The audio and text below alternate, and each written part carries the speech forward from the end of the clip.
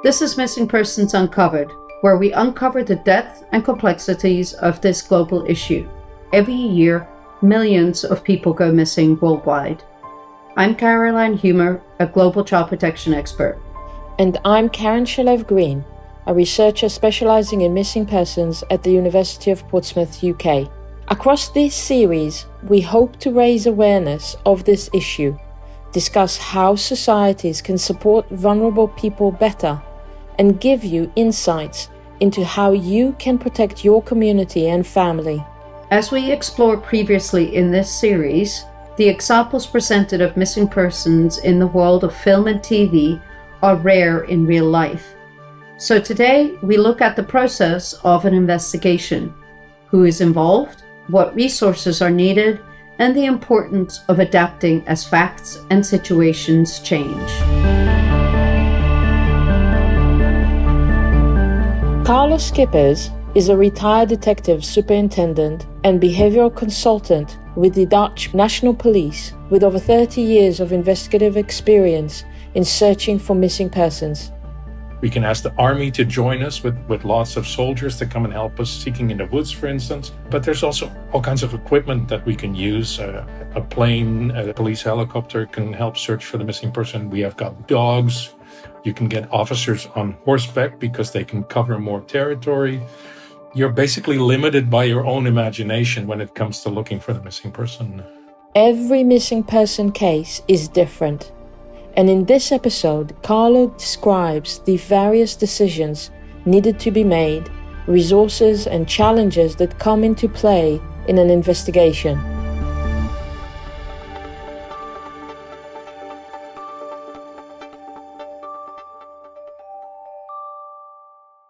Carlo's work in the Netherlands came from a rather unique starting point that we were keen to explore in this episode. In the 1990s, he noticed that a number of homicide investigations actually started out as missing person cases. He spoke to Caroline about that. My colleague at the time and myself realized that maybe what was done wasn't always optimal because the missing person aspect seemed to get less attention and less intense of an investigation than when you would know right away that somebody had actually been murdered. And so that, to make a long story short, triggered us to set up some research into the numbers of missing people, how many people actually went missing every year in the early 90s, what were the reasons that they were missing, and how long would they stay missing, how many of them would come back alive and well, and how many would not. And based on all that and all the knowledge that we gained by looking into this, I started to get involved in missing person cases more and more and more. And linked to that is activities that I developed in the early 2000s already in setting up an Amber Alert system for the Dutch police together with a company that helped us with that.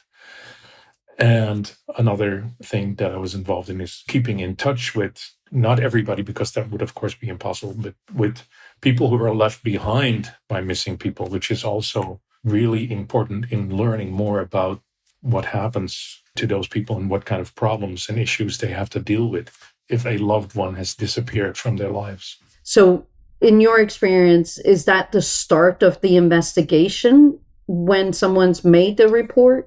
Yeah, when family or a loved one or anyone reports to police that somebody is missing, if you make it like a black and white situation, we really don't know anything. The person is missing. That's the information. And anything could have happened. It could be a crime. It doesn't have to be. So the first thing you have to do is show professional curiosity, which is very natural to police officers. They always want to know what's going on, what's happened, what am I dealing with? And so starting the communication with whoever makes that report is the first step to getting more information about what could possibly have happened. And you take it from there, and sometimes it becomes obvious very quickly what the motive or the scenario is of what you're dealing with. Sometimes it could take you a longer time, and obviously I can give you examples of cases where somebody has been missing for maybe dozens of years, and we still don't know why that happened, why somebody has gone missing, or what has happened to him or her. But it's essential that in those early stages, We ask the right questions. We're inquisitive. We want to know and find out what the potential scenario is, and you take it from there. That's something also you and my colleague, Charlie, had just talked about in the last episode about reporting and the importance of reporting as soon as someone believes someone is sort of missing or doesn't know where they're supposed to be. And in a lot of our trainings that we've done, we keep talking about the golden hour, or the first 3 hours are really the most critical, because research has said that if you wait too long, after 48 hours, the likelihood of finding someone, the percentage drastically minimizes from the initial aspect. So what is that 3 hours or that golden hour that we're talking about? What needs to happen in those golden hours? The number of hours really isn't that important, as long as you realize that in any missing person case, in any disappearance, time is of the essence. So the sooner you know something, the sooner you can establish some kind of thought or idea what has happened, the better it is. For obvious reasons. First of all, the victim may be in a dangerous situation, so you don't want to waste any time in trying to find them and help them, maybe get them medical attention.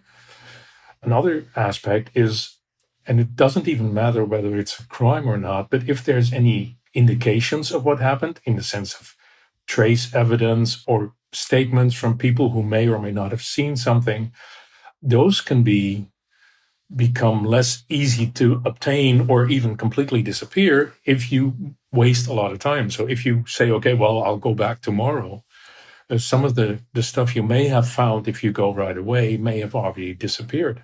It's like the rain coming in and washing away the footsteps in the sand that you're looking for. And you need to be aware that time and how much time you have, or maybe better, how much time you don't have, is something that you need to think about as quickly as you can. Sometimes you're not talking hours. Sometimes you're talking minutes or even seconds, because that may be the difference between coming to the scene as a police officer and being able to rescue somebody from the dangerous situation they're in, or being too late. And all you're left with then is a person that has deceased. We've previously spoken about the risk assessment that needs to take place at the beginning of an investigation. Caroline asked Carlo whether this was something only done at the very beginning, or an ongoing assessment continually updated throughout the case. No. I mean, obviously you start at the beginning, and the more you learn, the better it is. But the potential scenario of a case can completely change at the moment that you talk to somebody who's maybe actually seen something as a witness and gives you a completely different story on what happened than you maybe considered until that moment. So this risk assessment, as you call it, which is basically asking the curious questions all the time and keeping on doing that, that risk assessment needs to be evaluated, which is something that you do in your mind. It's not something that you need to sit down for with a lot of people and a lot of coffee. You just need to be aware of the fact that any incoming information may change what you're dealing with, and you have to adjust accordingly. Where do you start in gathering the facts once a report comes in? And who does that? Because it goes from a desk officer to somebody else. Different countries and different police organizations, there will be different procedures, but somebody takes the initial report and will usually hand it over to somebody who's actually going to do something. Obviously, the first steps could be different, but ask the person who actually made the report for further details. See if there might be other sources of information. I'm calling them witnesses for lack of a better word, people who would be able to tell you something about the person that's missing, the circumstances that may be at hand, and that would shed more light on why somebody is missing, or where he or she has gone to, or for whatever reason they have gone missing. That's one part of the story. The other one is something that's called the place or the point last seen. Where is the person actually missing from? And this is something that my Belgian colleague has always emphasized. You need to know as soon as you can what the point of last seen is, because at that location, you may be able to find indications of what happened. And so that's sort of a parallel process. You need to have somebody go there and try and find that location. Maybe people can tell you about it, then it's easy. Otherwise, you have to try and determine where that was. So you can actually geographically go there and visit that location and see with your own eyes. What does this look like? What may have happened? Is there anything left that would tell us something, that would give us some information, that would help us in trying to determine what happened? Just stupid example maybe, but if you're on a road somewhere and you see these heavy rubber tire tracks of a car that went speeding off, obviously that could be important information when it comes to the question, what has happened to the missing person? Well, maybe he was picked up, put in the trunk of the car, and the car sped away at considerable speed. Well, that would tell you that maybe a crime is going on at that point, and also would tell you that the person who's missing might be in danger, because why else would you be dragged off by somebody and put in the trunk of a car? And I think it's also, though, that in today's world, you could look at it as social media. If a person goes missing in a public place, you wonder if people who take pictures for their social media platforms, that they may have captured something that could help in what actually happened. And I know as soon as there is a police presence somewhere, the phone comes out and they start recording, at least in the US. So I think that there is that as well. People taking pictures or videos with mobile phones, of course, is one thing. But another very important factor, especially in residential neighborhoods, if somebody goes missing, are video doorbell systems and other security cameras. Because it is amazing. You can sometimes follow somebody going around a certain neighborhood exactly in the direction of where he or she has disappeared to. Talking about the timeline, I know it's sort of one of the things that's sort of frustrating for me sometimes when I talk to people. Is they go, oh, so, you do the search, you go out, you ask people, have you seen this? You've got a poster of the missing person, and you just assume that you're just going to walk out the street and around the corners in the neighborhoods, and that's how you're going to find the person. I'm like, well, no, there's more to it. So with building that timeline, I mean, I know it's probably not linear in building the timeline. So how do you figure the search into the investigation versus the gathering the facts versus the search? It's a lot of stuff that police will do, and that will not be necessarily always visible to the general public, which also sometimes gets us some criticism because people think that we're not doing anything, while at the same time, we're talking to people. We're looking in our own police database systems. The missing person may have a history of troubled behavior or other activities that we, for some reason, have documented. And then on the other hand, there's the search, which is usually the very visible aspect of the investigation, which is the factual looking for the missing person. And we can do that by sending out officers, sometimes in groups of dozens or more. We can ask the army to join us with lots of soldiers to come and help us seeking in the woods, for instance. But there's also all kinds of equipment that we can use. A plane, a police helicopter can help search for the missing person. We have got dogs. You can get officers on horseback because they can cover more territory. You're basically limited by your own imagination when it comes to looking for the missing person. But it is important to do some investigating before you start searching, because just running out of the police station in all directions is not going to help you. You need to determine what would be the most likely area to find the missing person in, because you can concentrate your resources in that area. If somebody's missing because they walked out of their front door, got in their car, and drove away, where are you going to be looking for them? There's no real search area because they could be anywhere, depending on the amount of time that has passed since they left home. But on the other hand, if somebody has walked in a certain direction and you may find something that belonged to them on the edge of a wooded area, for instance, then of course you can reason, oh, well, obviously he or she went this way. There's woods right in front of me here. Maybe we should search this area because he or she might be here. And then you have a search area, and then you can get the troops in to help you. So how do you grow a team for the investigation, and how do you determine that growth? If you are assessing the risk, basically assessing the whole situation, hopefully that will give you the information that also helps you determine what you need to use when it comes to resources in order to find the missing person. So if there's a high risk, if it's a young child that's missing, that may have wandered off or may have been taken by somebody else, obviously the response would be completely different than in other scenarios in which potentially an adult, although there's always risk there to be considered also, but in which an adult has wandered off. I mean, a 3-year-old is obviously more likely to get in trouble into an accident-like situation than when you can move around on your own legs without any problems. So that all kind of determines where you have to start looking. And from there outward, you have to search and you have to determine what you need for that search. But what I want to add is that you really have to stay with the basics initially, because for a lot of people, this searching is something magic. We bring out all this stuff and we start searching. But sometimes the missing person cannot be found outside of their home because they're missing from that home, but at the same time, they're still in the home without other people knowing about it. It wouldn't be the first time that police officers go in for a second time or a third time, and somewhere hidden away in the attic or in the basement or in some more or less hidden space, they find the missing person who may be alive or not because he or she has hidden away there. What are the basic steps?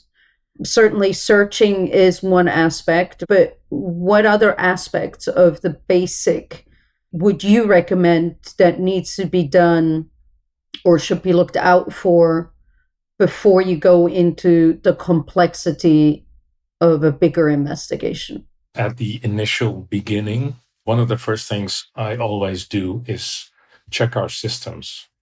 Because if there's a history for that particular missing person, whatever is in the system will help you or might help you determine what the present situation is all about. If there's a history, that might tell you, has that person gone missing before? Why did it happen? For instance, people who are suffering from dementia, elderly people, they may have a history of going missing, and they very often follow sort of the same scenario because that's what's sticking in their mind.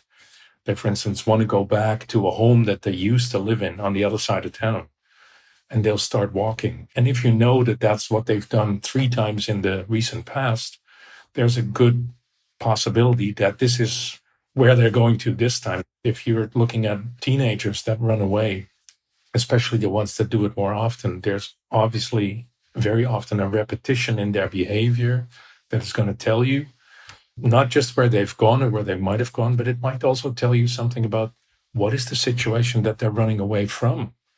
What is actually their motivation to leave home? There might be all kinds of trouble at the home. There may be a situation in which they're being abused, or whether they feel ignored or not loved or not respected or whatever could be the situation. You can read about it in the system if it has happened before.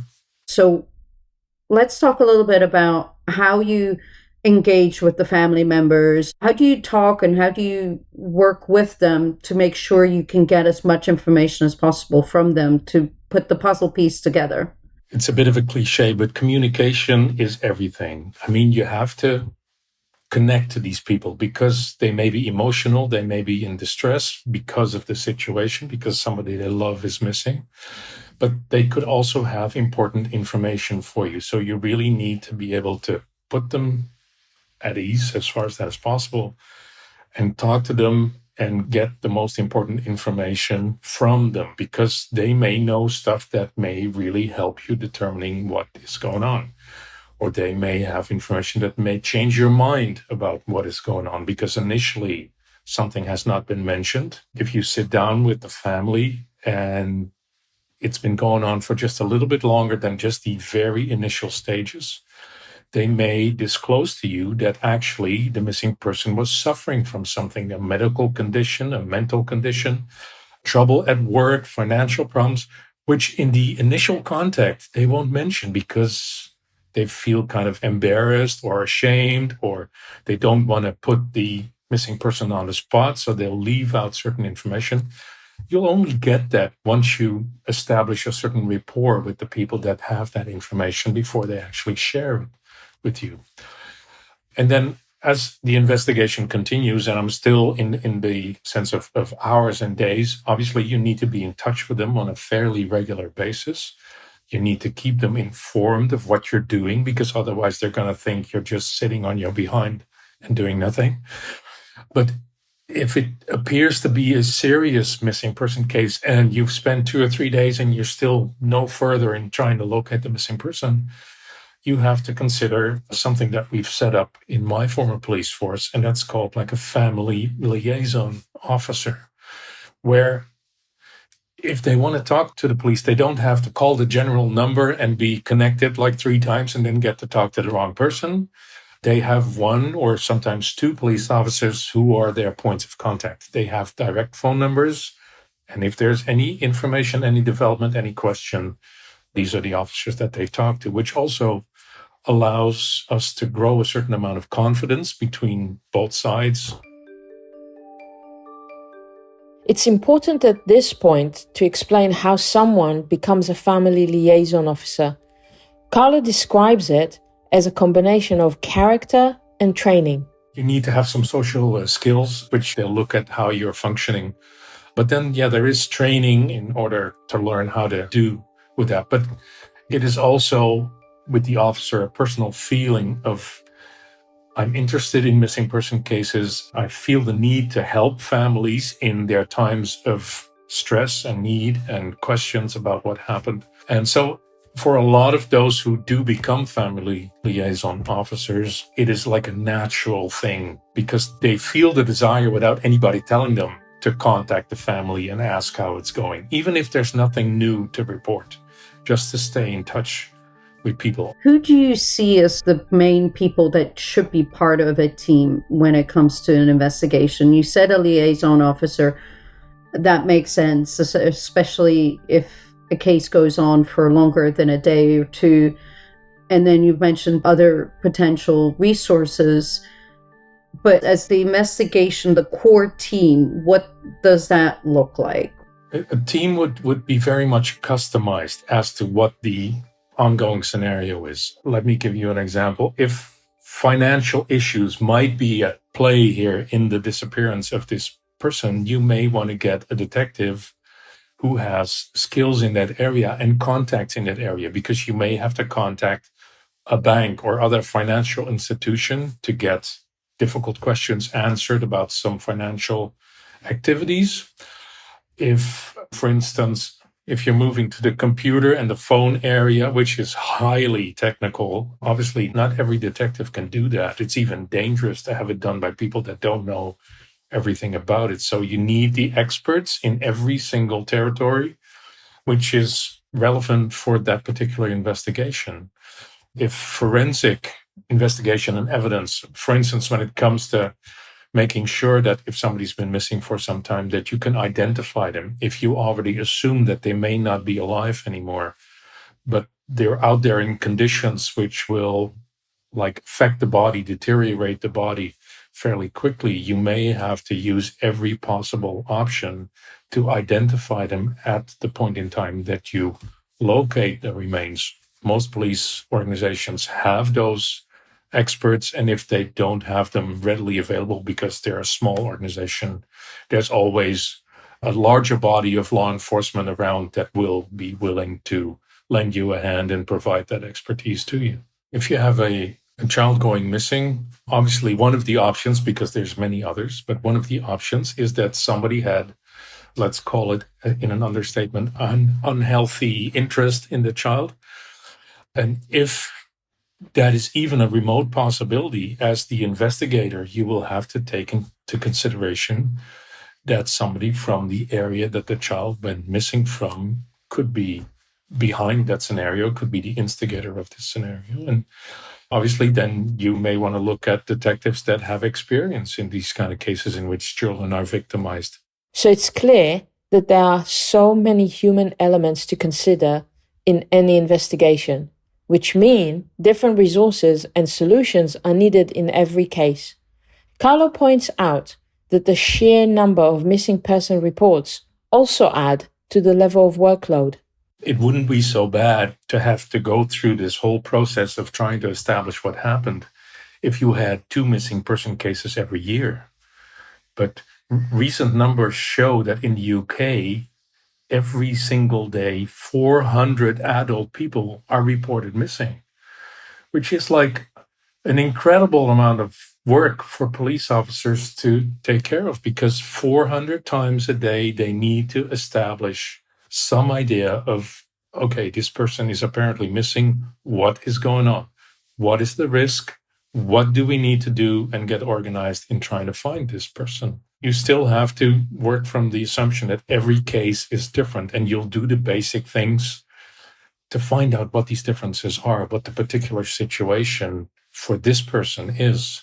And that's what's making it complicated. And that also tells you that it would be very wrong to use some kind of standard approach on any of these hundreds of thousands of cases that most police forces have every year.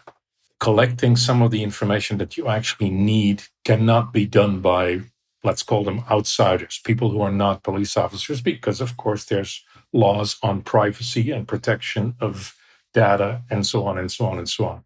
And you may even need a prosecutor or a judge, depending on what country you're in order to obtain certain information. As an example, if we want to find out where somebody is and we know that they have a phone with them, the public will think, oh, that's easy. The police can see where the phone is. Well, it doesn't work that way. We're not allowed to do that without first get the permission of a prosecutor. And that may be different in other countries, but those are some of the issues we deal with. For the actual search, police have a lot of resources to do the actual search, but in many countries, there's volunteer organizations, for instance, that have trained rescue dogs. Carlo also briefly explained how police collaborate with the media in certain cases. The media will pick up on some missing person cases more than others, but if they do, sometimes the effect is overwhelming. And it can also be positive, because a lot of attention on the fact that somebody's missing can help locate them. Police will sometimes use is maybe not the right word, but incorporate the media in the investigation, because the media can ask the public for information. We can ourselves give out information on where the missing person was last seen, or the car that he or she is using, in order to locate that. Again, it's kind of a somewhat tricky kind of communication, in which obviously there needs to be a sense of cooperation and mutual respect. When do you close a case from a police perspective? Actually, as long as the missing person has not been found, you shouldn't theoretically call it closing the case. If somebody's missing, as long as they have not been found, the case should remain open, although that's just a technical term. If you look at homicide cases that are not solved after a number of years, depending on what police force you're dealing with, that case will become what they call a cold case, which means that other detectives will review the case material, will look at the case once again, will look for options that there might still be. But that too is an ongoing process. There should not be a time and place where we say, okay, we give up. Because what we are showing now, and that's being helped by a lot of technical possibilities that we have nowadays, we are able to locate people that have gone missing 10 years ago, 20 years ago, 30 years ago. And I think it's important to know that if you're the person left behind by the missing person, the idea of having to hear from a police source, okay, well, we've closed the investigation, which is basically the same as we're not looking anymore.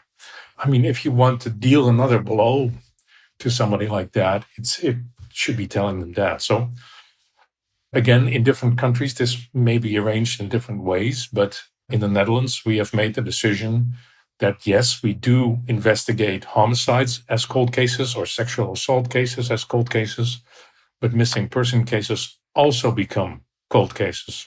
Thank you so much, Carlo, for joining us today to share your expertise on missing person investigations. I was very happy to be a part of this, and I hope that many more successful podcasts will be in your future. Thanks for joining us for this episode of Missing Persons Uncovered. Next time, we'll be joined by Dr. Sarah Wayland and Lauren O'Keefe to discuss the impact of going missing on families and friends. If you'd like to find out more about our work and any resources we mention in the show, you can go to missingpersonsuncovered.com. But if you'd like specific information or need help, please reach out to your local police department or national charity. I'm Caroline Humer. And I'm Karen Shalev Green. Thanks for listening to Missing Persons Uncovered. We'll speak again next time.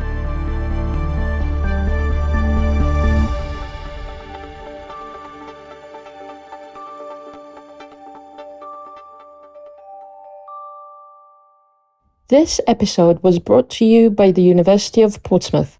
You can find out more about how their research is changing our world for the better and supporting projects like this at port.ac.uk/research.